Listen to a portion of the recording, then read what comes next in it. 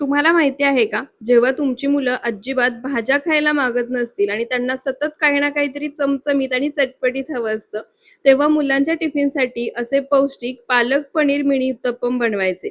जे की मुलं आवडीने तर खातीलच, पण रोजच्या रोज टिफिन संपूर्णच घरी आणतील आणि मुलांना इतकं आवडेल की रोजच्या रोज तुम्हाला हेच टिफिनला बनवून द्या असं सांगतील. पण त्याआधी रेसिपी व्हिडिओ सेव्ह आणि शेअर करून ठेवा. कारण इतकी भन्नाट रेसिपी तुम्हाला कुठेच सापडणार नाही.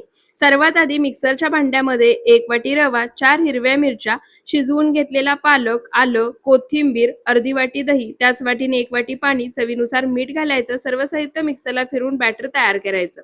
तयार बॅटर एका बाउलमध्ये काढायचं, मिक्स करायचं, झाकण ठेवून 10 मिनिटं सेट होण्यासाठी बाजूला ठेवायचं.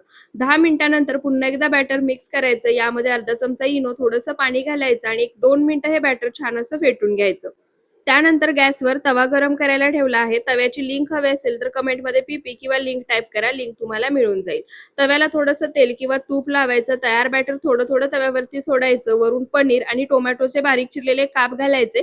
खालच्या बाजूने हे मिनी उत्तप्पम भाजून घ्यायचे. त्यानंतर थोडंसं तेल किंवा तूप सोडायचं. पलटी करून दुसऱ्या बाजूनेही छान खमंग खरपूस असे भाजून घ्यायचे. मीडियम टू लो फ्लेमवरच हे मिनी उत्तप्पम आपल्याला भाजून घ्यायचे आहेत. मस्त खमंग, जाळीदार, मऊ लुसलुशीत हे मिनी उत्तप्पम तयार आहेत. तुम्ही सुद्धा मुलांच्या टिफिनसाठी एकदा नक्की बनवून पहा. व्हिडिओ आवडला असेल तर फॉलो